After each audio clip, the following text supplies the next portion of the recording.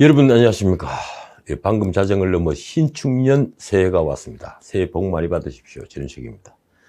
새해는 무엇보다도 이 나라가 자유와 상식의 나라가 됐으면 합니다. 자유와 상식의 나라. 우리 모두 당연한 것을 소망으로 비례하는 처지가 되고 말았습니다. 그렇습니다. 이 나라는 이제 우상의 나라가 되어 있습니다. 레닌이나 김일성, 김정일 같이 문 대통령 동상은 아직 광화문에 서 있지 않지만 통치자의 직관이 절대 권위를 가지는 제국이 된 것만 같습니다. 민주의 탈을 쓴 제국 말입니다. 집권 여당의 거수기 의원들은 내놓고 문 대통령의 안전을 위한다면서 검찰 개혁을 하고 검찰총장을 쫓아내려 하고 공수처를 만들고 이제 검찰로부터 수사권을 완전히 빼앗으려 하고 있습니다. 문 지키려 수사 맡겠다. 대통령은 민망하지도 않은가. 어제 아침 조선일보 김창균 논설주간 칼럼을 읽으면서 민주주의는 정말 어렵다. 국민이 체득하지 않으면 결코 민주주의는 할 수 없을 것이라는 생각을 했습니다. 110년 전이더군요. 1911년 정당도 소수의 지배가 나타나는 경향이 있다는 과두제의 철칙을 설파했던 로베르트 미엘스는 이렇게 말했습니다. 다수가 자처하는 일은 영혼이 없다. 그렇습니다. 이 나라가 문 대통령 중심으로 돌아갑니다. 국민은 모두가 국민이 아닙니다. 문빠라고 불리는 극성 친문들, 우상을 맹신하는 광실이 늪에 빠진 이들만 국민입니다. 문 대통령은 그들이 리더이며 촛불혁명의 리더입니다. 그는 아직도 새로운 대한민국을 만드는 촛불혁명 중에 있다고 믿는 그들이 우상입니다. 우상화는 필연적으로 자유를 제한합니다. 입법부, 사법부가 맹종합니다. 언론은 우상을 더 극대화하는 도구로 전락했습니다. 표현의 자유부터 재산권의 보장까지 우상화 시대에는 어림없는 자유일 뿐입니다.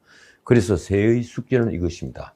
누가 민주주의를 지키는 가드 역할을 할 것인가? 의회도 사법부도 언론도 하지 못하는 민주주의를 지키는 가드 역할을 누가 할 수 있을 것인가? 우리에게 주어진 질문입니다. 문 대통령은 예고된 대로 비서실장을 교체했습니다. 연휴 동안 숙고에 인사를 하겠다고 했는데 언론사에 후임자 명단이 나간 사정 변경이 있었던 모양입니다. 노영민이 가고 유영민이 왔습니다. 떠나는 노영민 실장은 득장이라고 후임자를 평가하면서 최고 책임자라고 밝혔습니다. 지금 권력에게 필요한 사람은 득장이라는 얘기입니다. 솔직히 언론도 그가 누구인지 어떤 사람인지 잘 모르는 눈치입니다. 부산 출신에다가 기업인으로 있었고 문재인 대선 캠프를 거쳐 과기처 장관을 했으며 국회의원에 2번 출마했다가 낙선했다는 정도가 거의 정보 전부입니다. 막상 제가 관심을 가진 건 유 실장을 소개하는 자리에서 노영민이 전한 문 대통령의 과거 발언입니다.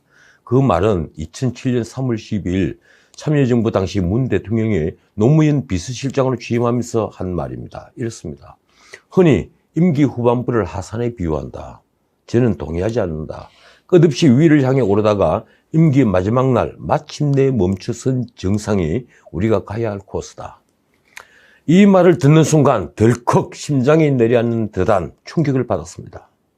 아, 그는 끝까지 가려 하는구나.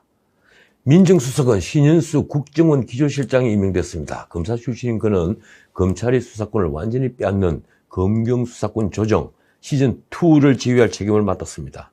노무현 정부 때 민정수석실에 근무했으니 검이 환영했다고 해야 합니까? 막상 언론이 관심을 가진 건 김상조 정책실장의 유임입니다. 처음 노영민, 김상조가 함께 사표를 썼던 건 경질의 의미였습니다. 청와대는 국가적으로 어려운 시기에 대통령께서 백지 위에서 국정 운영을 구상할 수 있도록 물러나겠다는 뜻을 밝힌 것이다 라고 했지만 노영민과 김상조를 바꾼다는 건 누가 보더라도 문책 인사였습니다. 특히 민심 위반의 큰 원인인 집값 폭등과 백신 확보 실패는 김상조 정책실장이 바로 책임자였습니다. 언론 보도를 보면 그는 집값이 곧 잡힌다는 잘못된 정보를 계속 문 대통령에게 주입했습니다. 거기에다 백신 TF를 만들고 그는 잘못된 판단으로 전 세계 40개 나라가 이미 맞기 시작한 백신을 빨라도 2월 말에나 도입하게 만든 장본인입니다. 그것도 아직 검증이 끝나지 않은 아스트라제네카입니다. 다시 말씀드리지만 모더나나 화이자는 7월이 될지 9월이 될지 기약이 없습니다. 그런데 문 대통령이 김상조의 사의를 반려한 것은 무슨 까닭일까요? 문 대통령은 이날 내부회의에서 이렇게 말했다 합니다. 3차 재난지원금 지급, 코로나19 방역 등 현안이 많아 정책실장을 교체할 때가 아니다. 후임자로 내정됐다던 2호선 경제수석만 김칫국을 먼저 마신 바보가 됐습니다.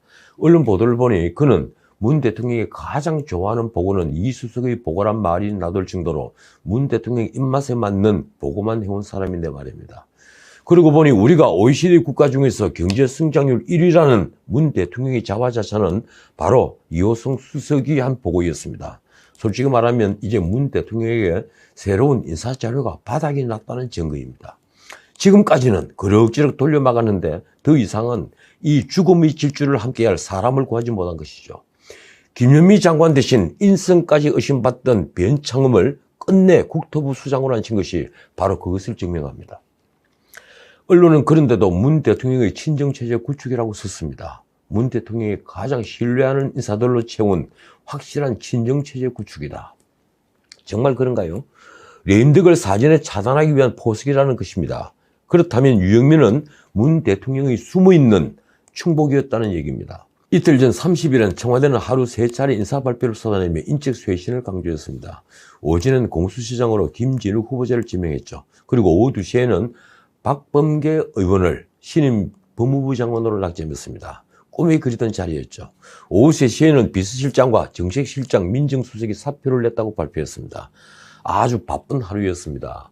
문 대통령의 위기감이 컸다는 반증입니다. 노무현 비서실장을 맡으면서 하산은 없다고 한 그지만 참혹했던 노무현 정부 마지막 1년을 경험한 그가 어찌 이제 하산할 일만 남았다는 걸 모르겠습니까? 100년 간다던 열린우리당 정권이 속절없이 흔들리자 그 당시 난파선에서 가장 먼저 뛰어내렸던 자들은 노무현 대통령을 가장 일렬히 칭송하고 충성을 맹세하던 자들입니다. 바로 그들이 지금 문 대통령 옆에 있습니다. 그러니 문 대통령이 어찌 밤잠을 쉽게 들 수 있겠습니까?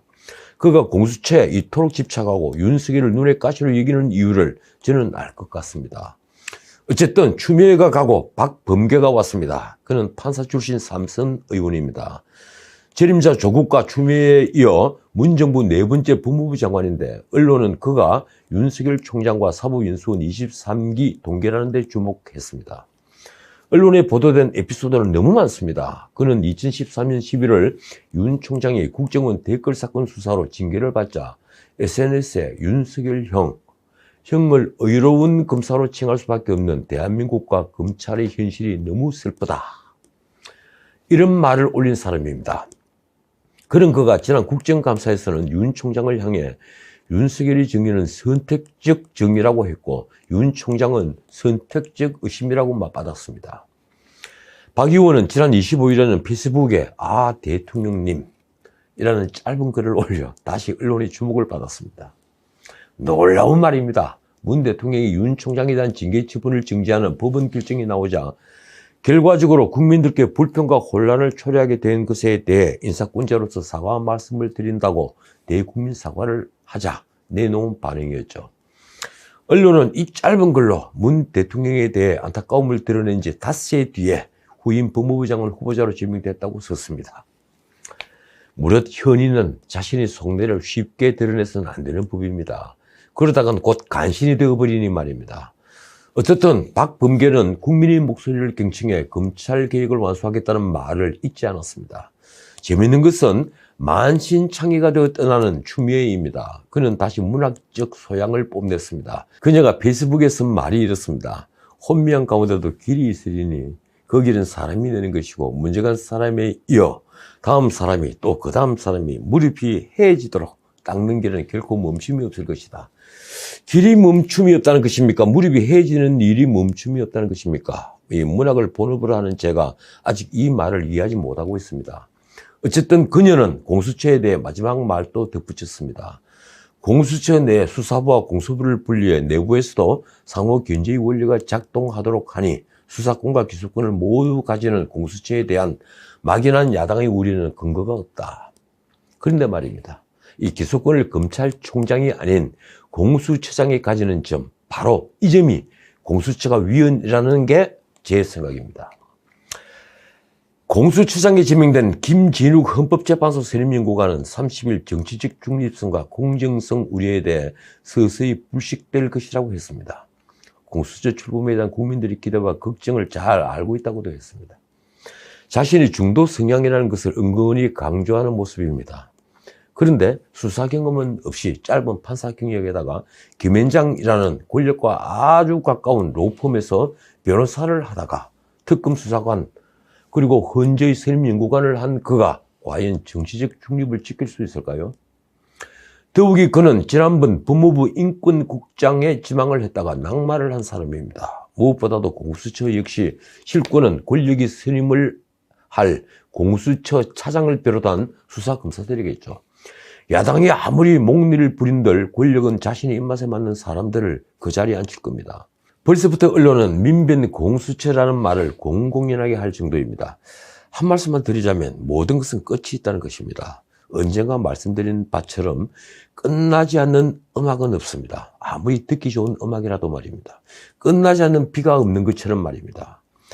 나흘 전 문 대통령이 광을 낸 모더나 백신 조기 도입이 이상한 방향으로 흘러가고 있습니다. 이 모더나가 30일 홈페이지를 통해서 청와대 발표와 큰 차이가 있는 백신 공급 관련 보도 자료를 배포한 것입니다.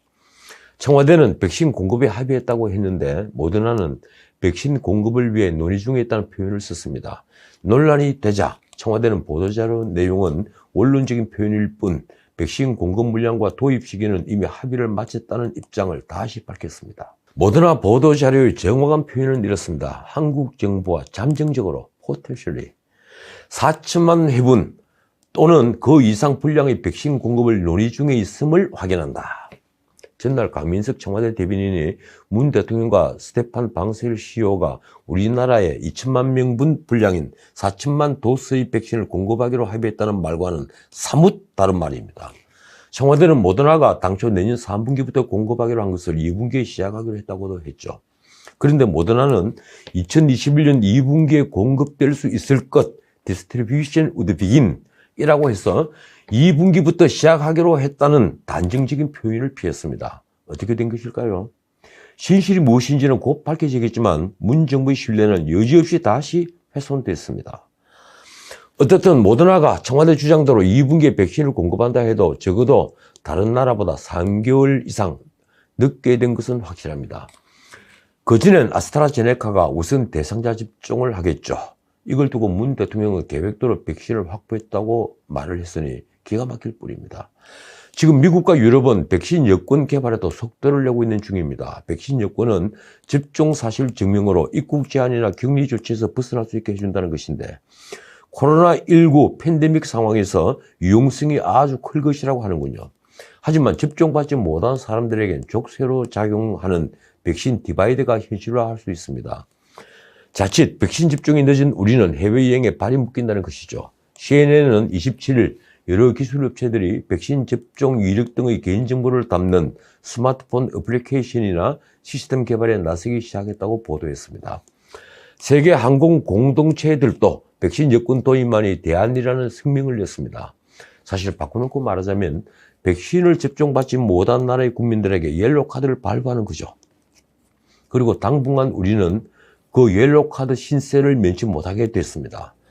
자, 오늘은 여기까지입니다. 이 동부구치소에는 불안감에 사로잡힌 수용자들과 교도관 사이에 마찰이 커지고 있다는 소식입니다. 청송교도소도 그렇다고 하는군요. 누군들 그렇지 않겠습니까? 살려주세요라는 종이에 쓴 글이 그들이 사로잡힌 공포를 상징하고 있습니다.